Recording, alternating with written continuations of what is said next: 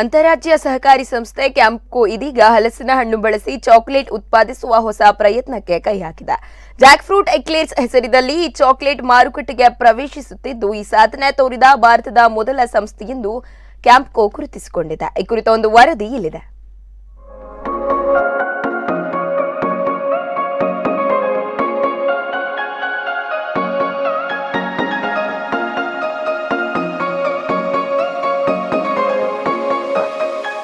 ನೈಸರ್ಗಿಕವಾಗಿ ದೊರೆಯುವ ಹಾಗೂ ಕೆಲವು ಕೃಷಿ ತೋಟಗಳಲ್ಲಿ ಬಳಕೆಗಿಲ್ಲದೆ ಕೊಳೆಯುತ್ತಿದ್ದ ಹಲಸಿನ ಹಣ್ಣಿಗೆ ಈಗ ಜಾಗತಿಕ ಮಾರುಕಟ್ಟೆಯಲ್ಲಿ ಭಾರಿ ಬೇಡಿಕೆ ಇದೆ. ಅದರಲ್ಲೂ ಯುರೋಪಿಯನ್ ದೇಶಗಳಲ್ಲಿ ಇದನ್ನು ಸೂಪರ್ ಫುಡ್ ಎನ್ನುವ ರೀತಿಯಲ್ಲಿ ಪರಿಚಯಿಸಲಾಗುತ್ತಿದೆ. ಕ್ಯಾಲ್ಸಿಯಂ ಸೇರಿದಂತೆ ಹಲವು ರೀತಿಯ ಮಿನರಲ್ಸ್ ಗಳನ್ನು ಈ ಹಣ್ಣು ಒಳಗೊಂಡಿದೆ.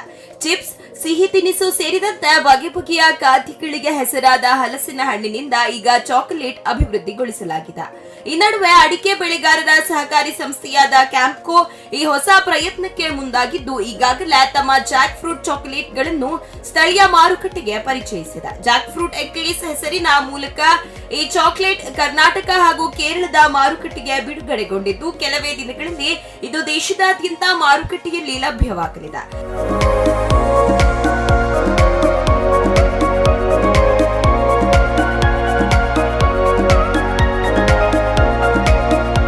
ಜಸ್ಟ್ ನಾವೀಗ ಸ್ಟಾರ್ಟ್ ಮಾಡಿದ್ದೇವೆ ಅಷ್ಟೇ. ಈ ತಿಂಗಳಲ್ಲಿ ಲಾಂಚ್ ಮಾಡಿದ್ದು. ಈಗ ಬೇಸಿಕ್ಲಿ ನಾವೀಗ ಮಂಗಳೂರಲ್ಲಿ ಲಾಂಚ್ ಮಾಡಿದ್ದೇವೆ. We are definitely plan because ನಮ್ಮ sales office all over India ಇದೆ.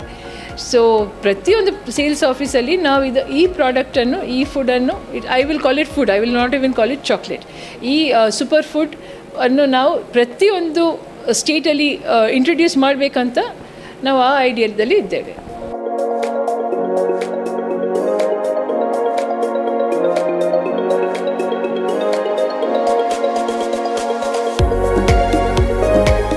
ಹಲಸಿನ ಹಣ್ಣನ್ನು ಸಂಸ್ಕರಿಸಿ ಅದರಿಂದ ನೀರಿನ ಅಂಶ ಹಾಗೂ ಎಣ್ಣೆಯ ಅಂಶಗಳನ್ನು ತೆಗೆದ ಬಳಿಕ ಹಣ್ಣನ್ನು ಪುಡಿ ಮಾಡಿ ಚಾಕೊಲೇಟ್ ಮಾಡಲಾಗುತ್ತದೆ. ಚಾಕೊಲೇಟ್ ಅನ್ನು ಹೆಚ್ಚಾಗಿ ಮಕ್ಕಳೇ ಉಪಯೋಗಿಸುವ ಕಾರಣ ಮಕ್ಕಳ ಆರೋಗ್ಯದ ಮೇಲೆ ಯಾವುದೇ ದುಷ್ಪರಿಣಾಮ ಬೀರದಂತೆಯೂ ಈ ಚಾಕೊಲೇಟ್ ಅನ್ನು ತಯಾರಿಸಲಾಗಿದೆ. ಯಾವುದೇ ರಾಸಾಯನಿಕಗಳ ಬಳಕೆ ಮಾಡದ ನೈಸರ್ಗಿಕ ಹಣ್ಣನ್ನೇ ಬಳಸಿಕೊಂಡು ಈ ಜಾಕ್ ಫ್ರೂಟ್ ಚಾಕೊಲೇಟ್ ಅನ್ನು ತಯಾರಿಸಲಾಗಿದ್ದು, ಕ್ಯಾಂಪ್ಕೋದ ಈ ಪ್ರಯತ್ನ ಮುಂದಿನ ದಿನಗಳಲ್ಲಿ ಹಲಸಿನ ಹಣ್ಣು ಬೆಳೆಗಾರರಿಗೂ ಹೊಸ ಅವಕಾಶಗಳನ್ನ ತೆರೆದಿರಿಸಿದೆ.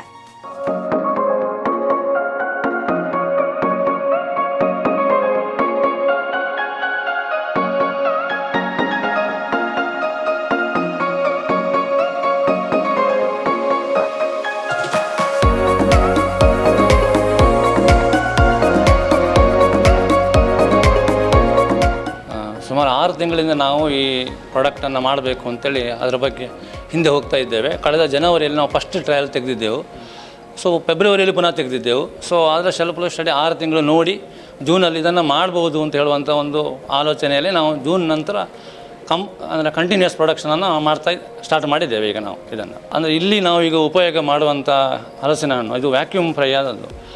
ಸೊ 1 kg ಈಗ ಸಾಧಾರಣ ಇದರಲ್ಲಿ 10% ನಾವು ಹಾಕ್ತೇವೆ. ಅಂದರೆ ಈಗ ಒಂದು ಟನ್ ಮಾಡಬೇಕಾದ್ರೆ 100 kg ಡ್ರೈ ಆದಂಥ ಹಲಸಿನ ಹಣ್ಣು ಬೇಕು ನಮಗೆ. 1 kg ಹಲಸಿನ ಹಣ್ಣು ಆಗಬೇಕಾದ್ರೆ ಡ್ರೈ ಆದದಕ್ಕೊಂದು 6 kg ಮಿನಿಮಮ್ ಹಸಿ ಬೇಕು. ಸೊ ನಾವು ತಿಂಗಳಿಗೆ ಒಂದು 25 ಟನ್ ಮಿನಿಮಮ್ 25 ಟನ್ ಅಂತ ಮಾಡಿದರು.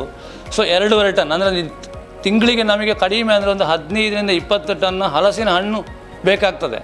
ಅಂದರೆ ಇದು ಲೋಕಲಲ್ಲಿ ನಮಗೆ ಅಷ್ಟು ಅವೈಲಬಿಲಿಟಿ ಸಿಗಬೇಕಾಗ್ತದೆ ಸಾಧಾರಣ. ಸೊ ನಮ್ಮ ಪ್ರಯತ್ನ ಇದೆ ಅದನ್ನು ಮಾಡ್ಬೋದು ಅಂತ. ಅದಕ್ಕೋಸ್ಕರ ಈಗ ಒಮ್ಮೆಲೆ ಎಲ್ಲ ಕಡೆಗೆ ಬೇಡ ಅಂತ ಹೇಳಿ ನಾವು ಒಂದು 2 ಜಿಲ್ಲೆಗೆ ಮಾತ್ರ ಈಗ ಹಾಕಿದ್ದೇವೆ.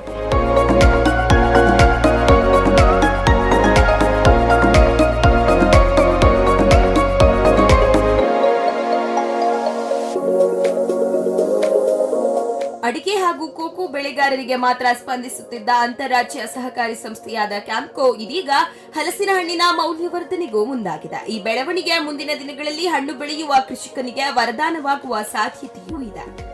ನ್ಯೂಸ್ ಡೆಸ್ಕ್, ಸ್ಪಂದನ ಟಿವಿ, ಉಡುಪಿ.